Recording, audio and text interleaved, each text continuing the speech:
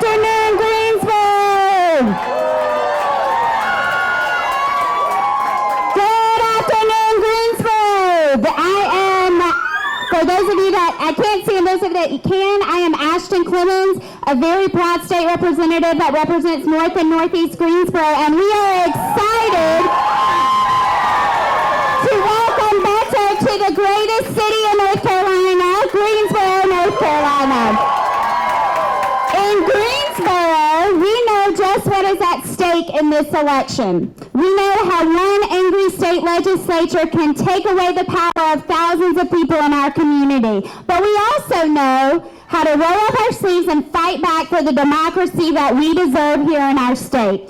And guess who else knows how to do that work?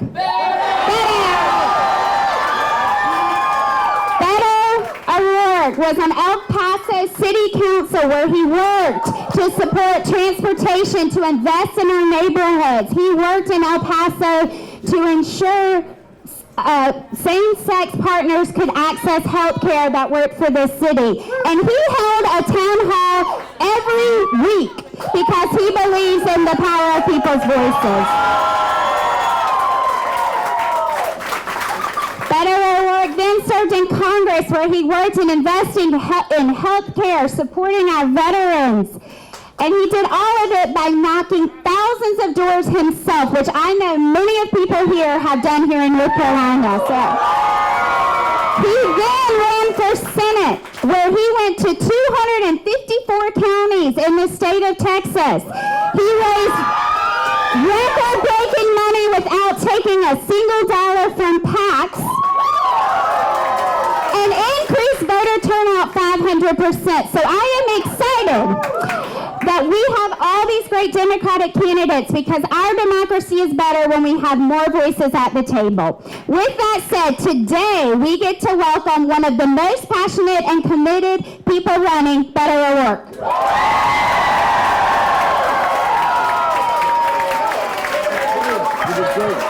Hey, how you guys doing? Good to see you. Good to be with you. Natty Greene, thank you for hosting us, having us out here today, for keeping the beer poured, people refreshed. Drink that beer responsibly, but enjoy it. And thank you for taking some time out of your life and out of your day, sometimes away from your families. Those of you who traveled all the way from El Paso to be here, and I see you in the back with the El Paso shirt on, Houston, and some other Texas cities, thank you.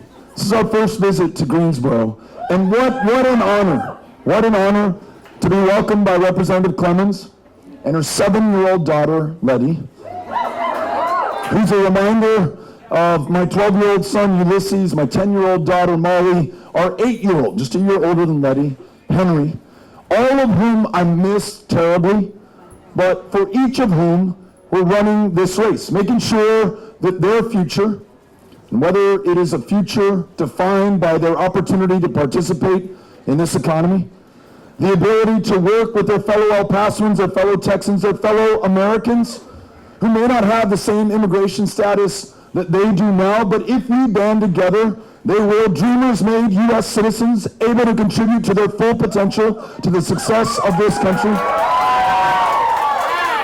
I want those kids of mine to look back on us, the people of 2019, to their folks, Amy and myself, and be proud that we ensured that for every challenge, we came up with a solution. Not from the Democratic Party, not from one man or one woman, but all of this country coming together, ensuring that the greatest challenges that we have ever faced are not met by half measure or by only half the country. Cannot be urban communities versus rural communities. Cannot be Democrats versus Republicans. It can't be those who've been here for 10 generations versus those who've been here for 10 days. It's got to be all of us coming together as a country, the full measure of the United States brought to bear on these challenges.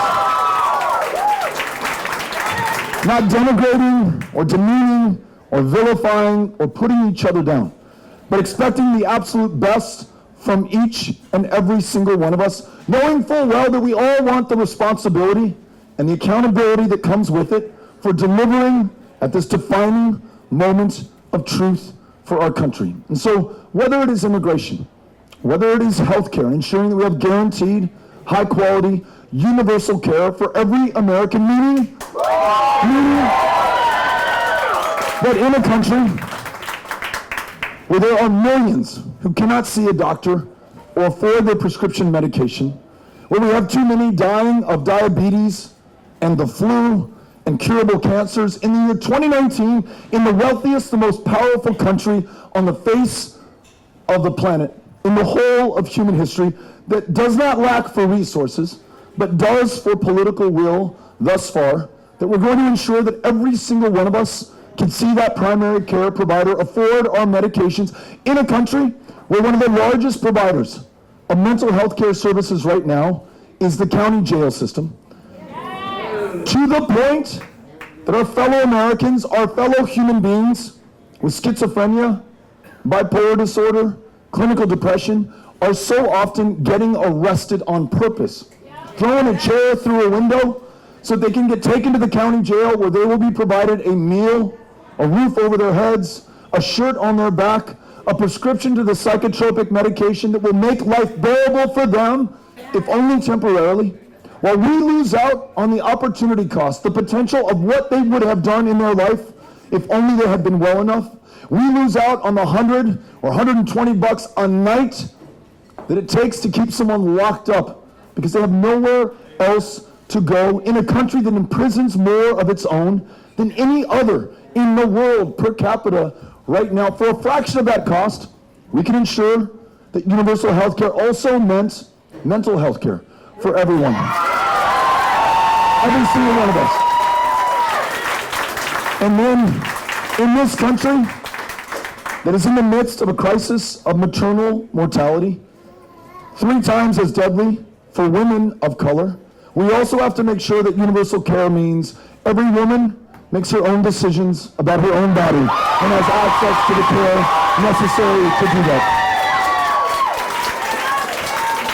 We are up to that challenge. And again, it is not Democrats who are up to that challenge. I have yet to meet a Republican or an independent who thinks that it's all right for people to be dying of diabetes when insulin was invented nearly 100 years ago by scientists who sold it to the University of Toronto for $3 Canadian. With no prospect of profit or hope of royalties. They knew it was going to save lives, and that's why they shared it willingly. And yet right now, insulin is out of reach in so many cases for nurses who are providing care, administering insulin to their patients, and cannot afford it for themselves. I want to make sure that when my kids look back on us, when your kids look back on you, they will know what we know right now, what I just shared, and they will also know how we met that challenge. And that when people criticize and say, you know what, universal health care is an expensive proposition, maybe measured in absolute terms, it's a lot of money, but it's a hell of a lot less than what we are spending right now as we fail to take care of one another in this country. When we talk about an economy that works for everyone, in a country where so many are working 2 and 3 jobs just to make ends meet, they may be the parents of those kids who on the first day of kindergarten, in some cases, are 10 months back in reading comprehension, at 5 years old, 12 months back in math. Those parents do not have the time or the luxury to read to their child before the first day of kindergarten, or at all, because they're on the second shift or the third job, to pay the note on the mortgage, to pay back that student loan debt, to afford those prescriptions for their kids that might otherwise be out of reach right now. One job should be enough. If you're willing to work full-time, invest your future, your fate, your genius in your employer, in the betterment of this economy, this community, this country, I want to make sure that you're paid a living wage. I want to make sure that we give you time off to take care of your kids with paid family leave. I want to make sure that in the workplace, you are not discriminated against because you're a woman who still today, in the year 2019, are paid less, in some cases a fraction of what a man makes in the same job for providing the same value in the same number of hours. I want to make sure that it is not legal to fire you for being gay. Yes! to refuse to hire you for your sexual orientation. You, North Carolina, have shown us the way that we do not have to demonize or vilify each other. We don't have to freak parents out about transgender kids using the bathroom at school for political gain, because we know that transgender kids are more likely to be the victims than the perpetrators of those attacks.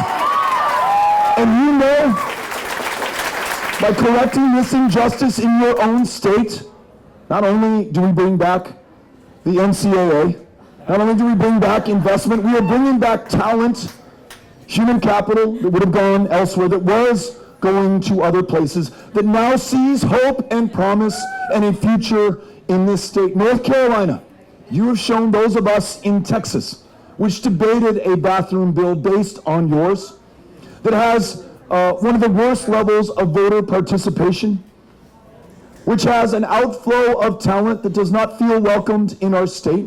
You've shown us the way forward, that it's not easy, that you are not there yet, but by banding together, believing in each other, not allowing the differences to define us, we can make progress and we can do better. And we can never ever accept that we are there. As I was learning about the story of the Greensboro Four at the Woolworths counter in 1960, you think about that, almost 60 years ago, and you think about their ability to shock the conscience of this country, to force the conversation on integration and human rights, as well as civil rights.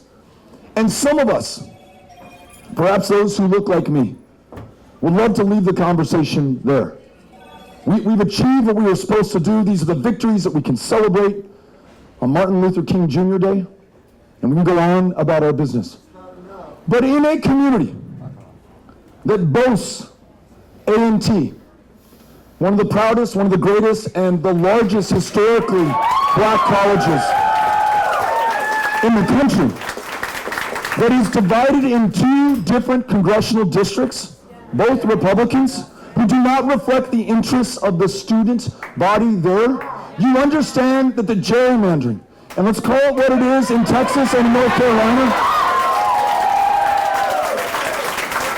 so often based on race and ethnicity, trying to keep people apart and divided, shows us that almost 60 years after the Greensboro Four, we still have our work cut out for us. There's still 10 times the wealth in white America today than there is in black America today.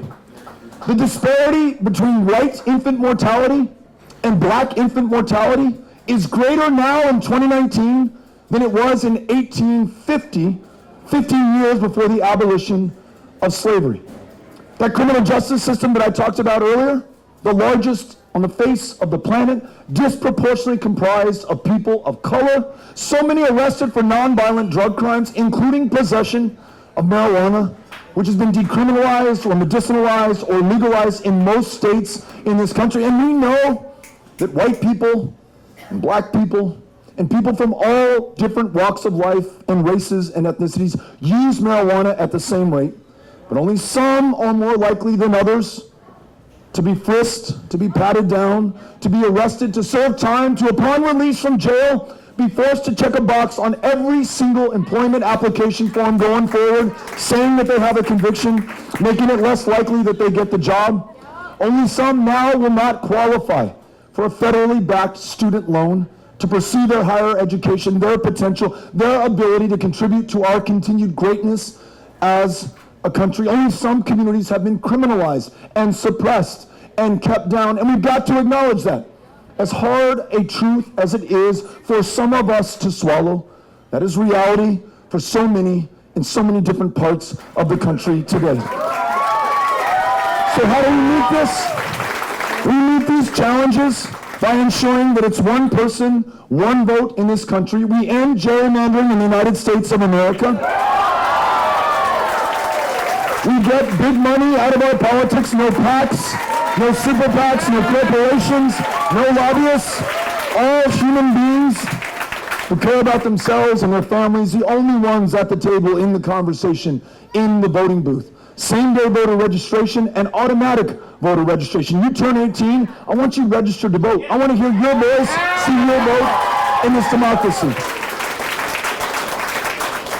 And then when it comes to a criminal justice system that is patently unjust, let's make sure that we not only end the federal prohibition on marijuana, let's make sure that we not only expunge the arrest records of everyone caught for possession of a substance that's legal in most of the country.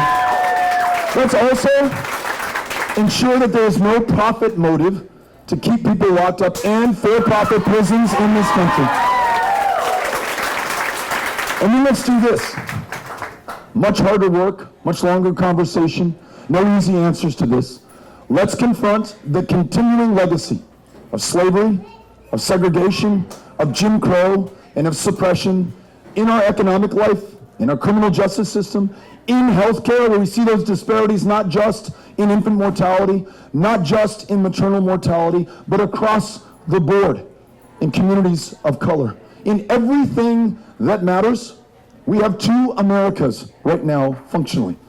We need to make sure that we come together as one America, not just because we've got to live the words of our foundational document that we were all created equal to equal opportunity, not just so that we can be honest to our kids about what this country stands for, the idea that we represent, that it's a nation defined not by race or ethnicity, as so many others are around the world, but by an idea and an experiment that has yet to reach its full potential or promise.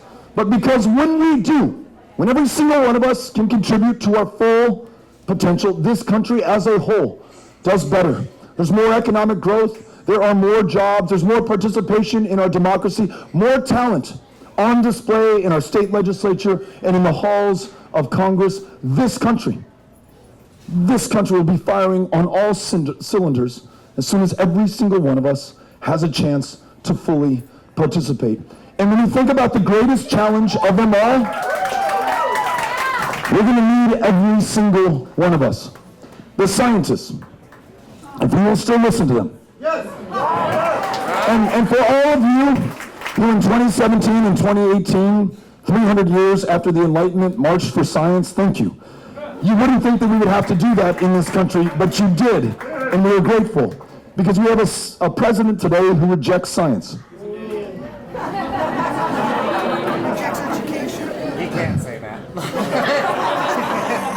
No more Trump. So the scientists tell us that this planet has warmed 1 degree Celsius over pre-industrial revolution levels just since 1980. I was 8 years old in 1980, so this happened during my lifetime, the lifetime of many people here in this room. And that 1 degree warming, which also warmed the oceans, produced some of the storms that we are seeing here in North Carolina.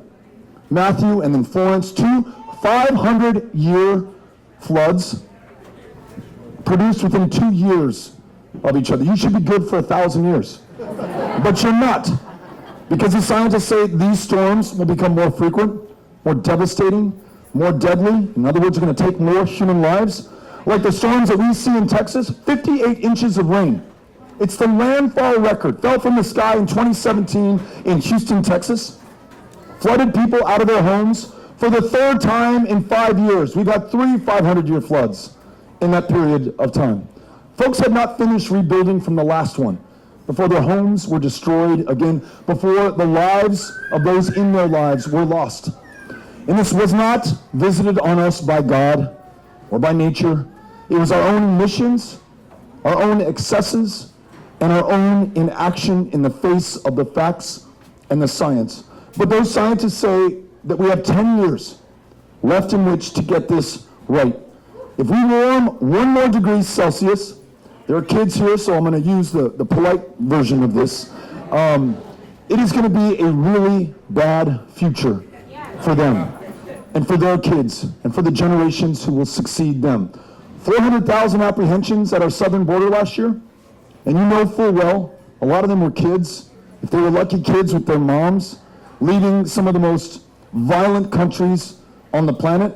Countries now with the added problem of historic drought. They can no longer farm and grow their own food. They are desperate. They're doing exactly what you would do if faced with the same conditions, if the only way to save your daughter's life, to feed your child, was to come to this country, you would as well. And that's probably what my ancestors, the O'Rourkes, did in the 19th century, fleeing famine in Ireland. But if you think 400,000 apprehensions on the border is a problem, imagine what it's going to be like when some countries in the Western Hemisphere can no longer support human life, and that's the trajectory that we are on today. The competition for resources, the droughts, the floods, the fires, all at historic levels right now, will become exponentially worse. We were talking to the mayor of Charleston, another city hit by Florence, and he said that that storm was 50 miles wider than it would have typically been because of the warming of the oceans, dumped twice as much water as the average historic storm would there in South Carolina, here in North Carolina. This is happening right now. The farmer that I met in Texas on the campaign trail, who said, look, I don't come to this kind of thing, one, because I'm a Republican, two, because we're missing my son's basketball game, but I'm here because what my grandparents planted and grew, what my parents planted and grew, we are planting on our farm, and it is not growing anymore. She told me climate change is here. It is happening right now, and I want to know what we are going to do about it. So if we come together, all of us, to free ourselves from a dependence on fossil fuels, to invest in renewable energy, to acknowledge that the jobs are following our conscience. The two fastest growing occupations in the United States today are solar jobs and wind jobs. If we bring farmers into the mix, and through the Farm Bill, incentivize them to plant cover crops, to soak up more of this carbon out of the atmosphere, to use new technologies like precision tilling to disturb less of the carbon that's already in the ground. In other words, if all of us do everything we can, and if we are able to take our rightful role on the world stage and convene the other powers of this planet to do their part, then maybe, just maybe, we can forestall the worst of the disaster that awaits our kids. But this is our moment of truth, and we cannot be found wanting. That's why I'm here. That's why you're here. That's why I'm running to serve you as the next president of the United States of America. And I'm grateful, so grateful that you're here. Looking forward to answering your questions, hearing your comments, listening to your suggestions. Cynthia Connell from my team, who's right here, has got a microphone. If you raise your hand, she'll bring it to you. Greensboro, thanks for having us out. Yes, sir. Well, Beto, my name's Dominic. I'm a student. I'm here today on my birthday, and Happy birthday, Dominic! So my question is sort of a two-parter. The first one is more important, which is where did the blue shirts come from? Yes. And then the second part was, as I hope you know, here in North Carolina, we've really done our teachers a disservice here. We've really done our students a disservice with our education, and you know, our Republican-led General Assembly cut a lot of the teacher raises that Governor Cooper was gonna try to give because they have to pay for their own classroom supplies here. And I'm just going to be starting college this fall as a freshman. I took a year off to work on a congressional race, and I wanted to ask, what can you do at a federal level to guarantee high-quality education for everyone, no matter what state they're in, from like pre-K all the way through college? Yeah. Great question. First of all, happy birthday. Thanks for spending it with us. So I called your governor, Governor Cooper, before I came to town, before I came to the state, and I asked him what was important to him and the people that he represents and serves. Without skipping a beat, first thing he said is, we've got to expand Medicaid to ensure that everyone is well enough to go to school, to teach school. Those who earn too much right now to afford to be able or to enroll into Medicaid, but do not earn enough to afford private insurance, they are out of luck. In Texas, same situation, inexplicable. Federal government was offering 100 cents on the dollar for expansion, and we refused the deal. Met a young woman in Waco, Texas, 3 kids, told me that she's refusing the promotion at work because it will price her kids out of Medicaid. So she said, my promotion will be their demotion. I can no longer afford to take care of them. What a drag on her advancement, on this economy, on growth, on her potential. Expanding Medicaid, she is free to do what she was put on this planet to do. Right now, we are holding her back. Second thing he said We've got to pay our teachers a living wage. No reason that any educator in North Carolina should be working a second job. They've got the most important job in front of them. Now, whether they're a nurse, a counselor, a librarian, work in the cafeteria, pick up as a custodian at the end of the day, drive those kids to school as a school bus driver, or are the instructor at the front of the classroom, I want those public school educators focused on those children, unlocking their lifelong love of learning, after which there's no stopping those kids. There's no stopping us as a country. But right now, if you think about it, we're graduating people from college, sometimes with master's degrees, with tens of thousands, sometimes hundreds of thousands of dollars on their back.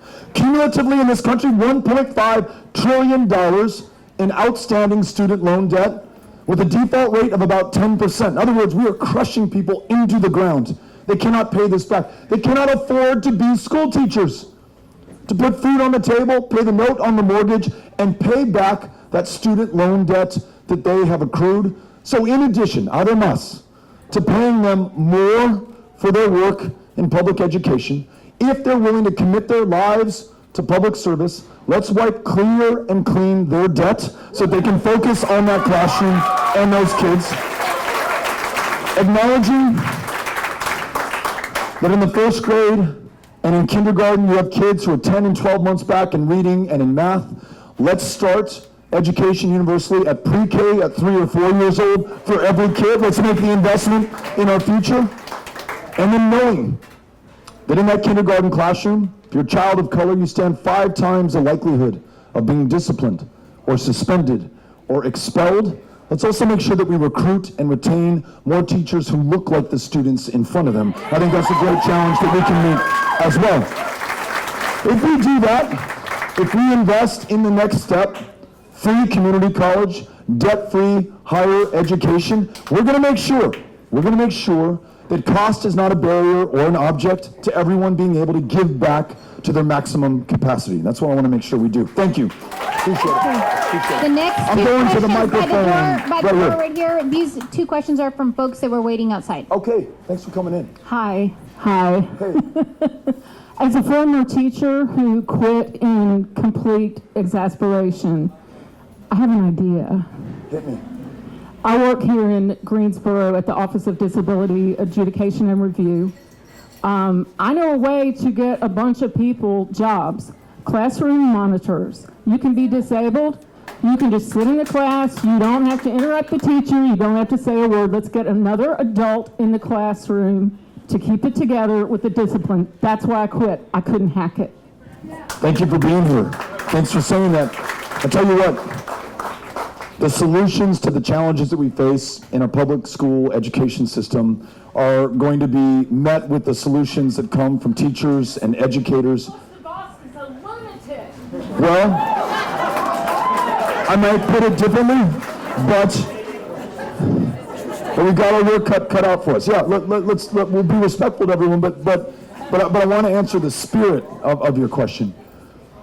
In El Paso, Texas, my 3 kids go to world-class public schools, 2 of them at Mesita Elementary, which is the same elementary school I went to. In my parents' generation, were you to speak Spanish in the halls of Mesita, you'd be suspended, or if you kept it up, expelled. In my generation, you had 45 minutes every other day, maybe every day of the week, that you were in school in Spanish. My kids today are going to learn their math in Spanish. Tomorrow they're going to learn their math in English.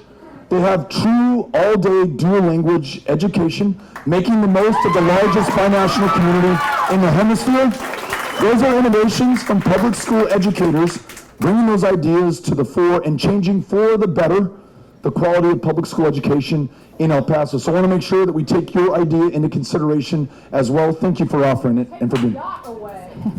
Yes. All right, yes. This is our second question that was outside. Hi, Beto. Hey. You touched on mental health a little bit earlier. A little more specific, something that's been neglected for a long time is the opioid addiction, which has affected so many communities in this country. Absolutely. It has affected my family severely personally. I wanted to see if you had anything specific, as far as plans go going forward to combat that disease. Absolutely. Thank you for raising this question about opioids. Every single month, as a member of Congress for 6 years, I held a town hall. I served on the House Veterans Affairs Committee. Our community of El Paso was distinguished by service to country, so a lot of veterans would come to that town hall. They'd tell me how the VA was doing. I learned to trust their feedback, not ask the VA how the VA is doing, ask veterans how the VA is doing. This gentleman comes to the microphone and says, I came back from serving my country, put my life on the line, was prescribed an opioid, to which I became addicted. The VA cut me off without any other replacement medication or therapy or alternative. And he said, I'm here to tell you, and he said it on the microphone in front of everybody else, that I'm buying heroin on the street right now because it's the only way that I can take care of myself. In fact, when we look back from those who are dying from opioid overdoses, those who are suffering from opioid addiction, in the vast majority of cases, their journey began with a legally prescribed opioid, just like that veteran. And that veteran and others might wonder, why can't you prescribe me medicinal cannabis, which doctors at the VA want to be able to do, to which you will not become addicted? But if you take it now, you're a criminal in the eyes of the law here in South Carolina, in my home state of Texas. So, you know what I meant, North Carolina. Right. Just making sure you guys were listening, and you are. Thank you.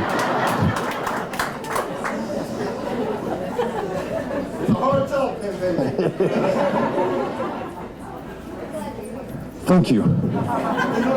In North Carolina. So, here are my thoughts. One, this didn't just happen. There were pharmaceutical corporations, executives at them, who marketed these opioids to prescribers and by extension to our fellow Americans. They are in part responsible for the nearly 70,000 drug overdose deaths just last year. Not a single one of them has spent a single night in a single jail or paid any meaningful fine or consequence of any significance. So holding those who are responsible for the crisis that we are in is step one. Step two, let's make sure that if you are addicted to an opioid, we don't treat this as a criminal justice issue. You do not belong in jail. You belong in long-term treatment, therapy. Want to get you back on your feet, again, living to your full potential. It requires an investment, but by all means, let's make that investment going forward. And then let's look at those populations, whether it is veterans who are coming back from battle, who sometimes are falling through the cracks, don't get connected to that post-9/11 GI Bill benefit that they earned, the health care that they need, that job or career that will ensure the purpose and function that might otherwise be missing from their lives after service to this country. Let's go to rural communities, which far too often we have ignored, left behind, forgotten, or at best take pity on and sympathize with, instead of partnering with and ensuring that we make the investments in infrastructure, in job opportunities, and in education. In other words, let's understand why so many people are being consumed by diseases of despair in the United States of America. So I want to make sure that there's accountability, there's responsibility, there are alternative treatments, including medical marijuana, which can save so many lives that we are otherwise losing right now, and that there's treatment for those in the grips of addiction. Thank you for the question. Appreciate it. All right, I'm right here to the right. Here we go. Thank you so much. Over here to your right. To my right. Right here. Here you go. How you doing, Congressman O'Rourke? Doing well. Thank you. Doing well. I just wanted to ask you, I'm a Wake Forest student. I'm a sophomore at Wake Forest University. I'm also a United States Army cadet. And I wanted to ask you, because I know you talked a lot about domestic policy, but I wanted to see what your foreign policy would be towards not just our allies, but Russia, and most importantly, with tensions growing in the Ukraine, how do you intend to deal with that on a foreign policy level? Thank you. Thanks for the question. Thank you for your commitment to serving our country.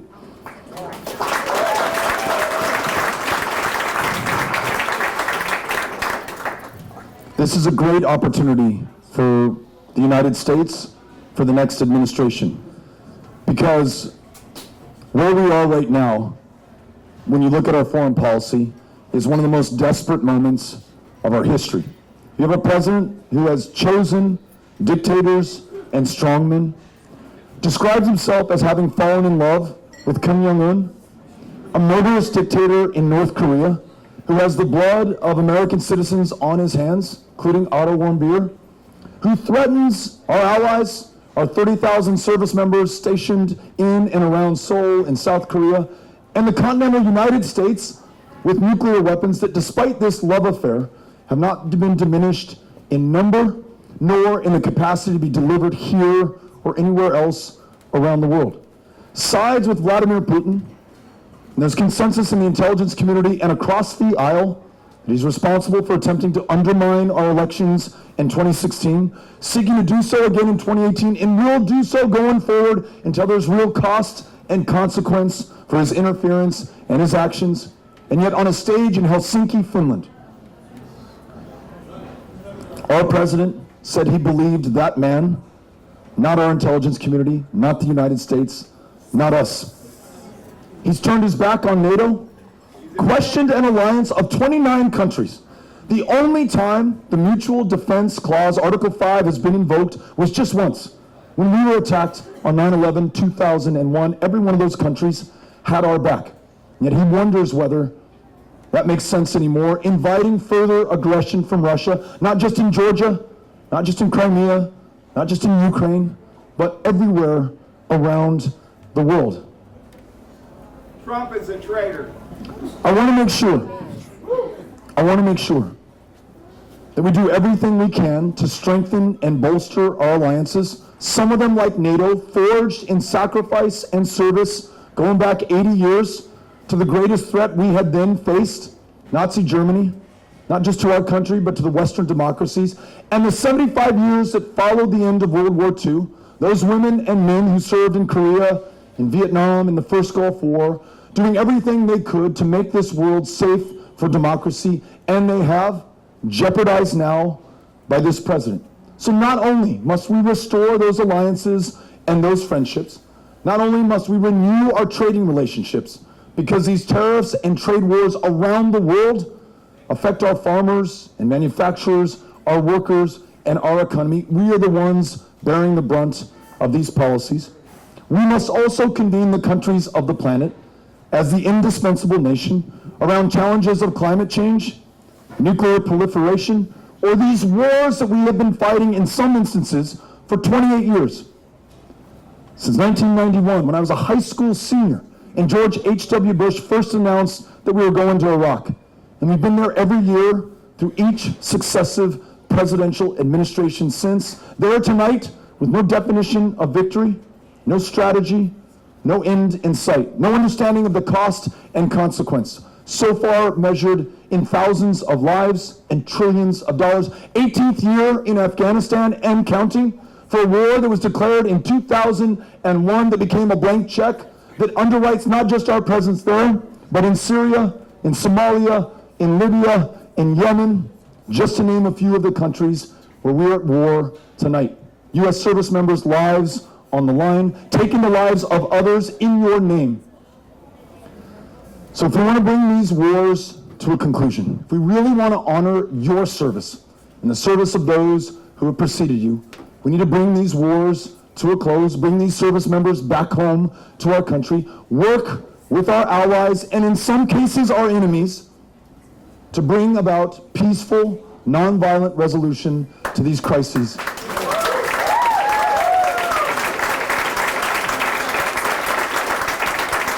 And lastly, it should not have come as a surprise to us that tens of thousands of kids showed up at our front door on the U.S.-Mexico border, leaving some of the deadliest places on the face of the planet today. We cannot meet them with a $30 billion, 30-foot-high, 2,000-mile wall.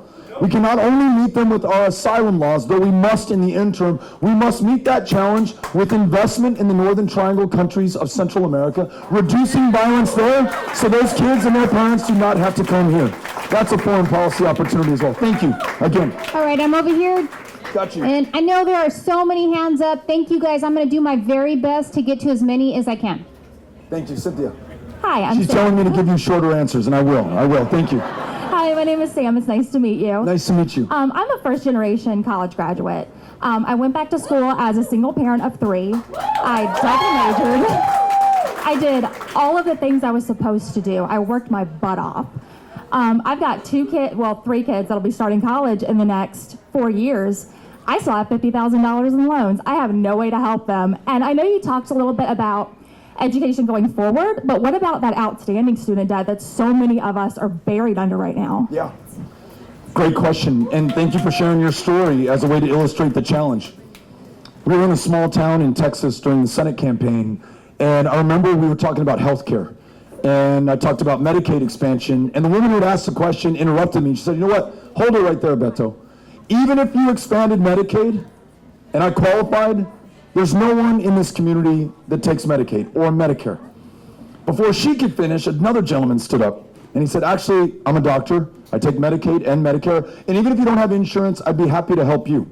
And I thought it was such a beautiful story. I took him aside at the end of the meeting, and I said, tell me why you're here in this community. And he said, I grew up here, went to high school here, went to college, could not afford medical school, but my hometown and the state of Texas kicked in for my medical school education on condition that I move back and take care of those who had ensured my success in the first place. And the deal was, he was only supposed to be back for 6 years, and then we were going to cut him loose. He was in his 8th year, had married his high school sweetheart, was raising 2 beautiful kids in his hometown, literally restoring vitality, life to that community that was otherwise losing it. So for you and for others, if you're willing to dedicate some part of your life and your career to some public service, now that could be in the classroom, it could be in a VA that is 45,000 clinical positions short right now, not unconnected to 20 veterans a day, every day, taking their own lives in this country. If you want to serve one of them, I want to wipe clean your student loan debt. If you want to move back to a community that needs the talent for an in-demand profession that is currently underserved, let's make sure that we invest in you. But at a minimum, if that's not an opportunity for you, let us refinance your existing student loan debt at a much lower rate so that it's affordable for you. And again, if that costs us a little bit more, so be it, because it's an investment in you that will pay a return with the freedom that you now have to pursue your full potential. So those would be our ideas to make sure that we help you out with existing student loan debt. Thank you. All right, we're back here by the bar. Hi, Beto, I'm Chloe. Hey, Chloe. I'm a student at Elon University.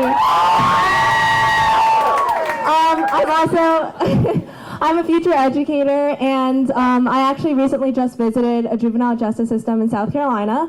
And while I was there, obviously there's, when I was listening to their stories, there was a huge tendency and pattern amongst racial disparities and the school to prison pipeline, and I was just wondering how you wanted to address those, hopefully during your presidency. Yeah.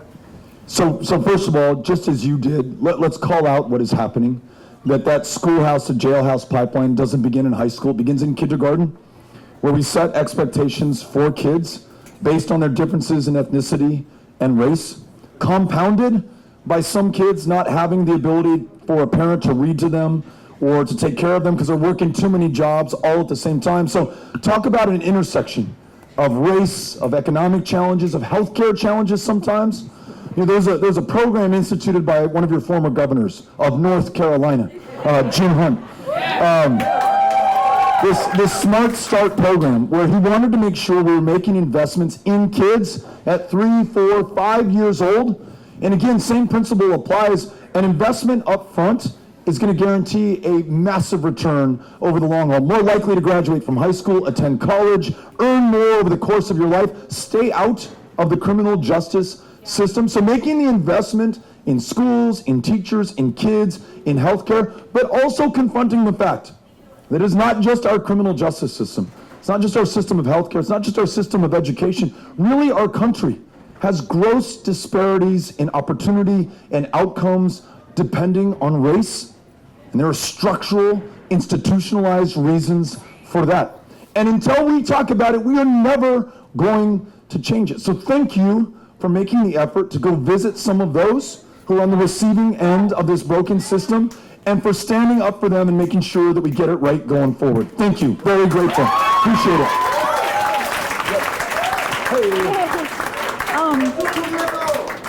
Go. My name is Lauren Kalo, and I'm actually the upcoming student body president for UNCG. And so a lot of these issues hit really close to home for me.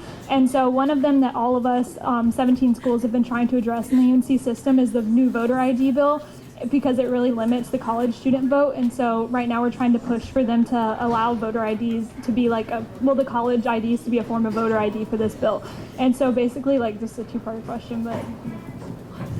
So we're here on behalf of the UNCG student body, and we're advocating for student IDs to be valid voter IDs. And how can you address the issue of disenfranchisement in voter ID laws? Right on. Great question. Thank you for your advocacy. Thanks for making a difference. Thanks for calling out something that, again, we'd love to celebrate the fact that the ballot box was integrated, that we passed the necessary amendments to ensure full citizenship for our fellow Americans, especially those who are the descendants of the Americans who built this country on their backs in bondage. But we're not there yet. My state, Texas, ranked 50th in the country in voter turnout before 2018, not because we love our democracy less than you do in North Carolina, but because we were drawn that way by our state legislature. Depending on your color or your ethnicity, you were drawn out of a congressional district, therefore out of a reason to vote because the power of your vote was diminished, therefore out of this American system of government.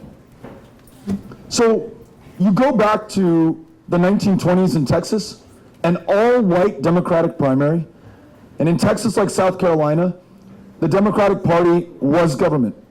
There was no other alternative. And so we locked out African Americans for more than 20 years.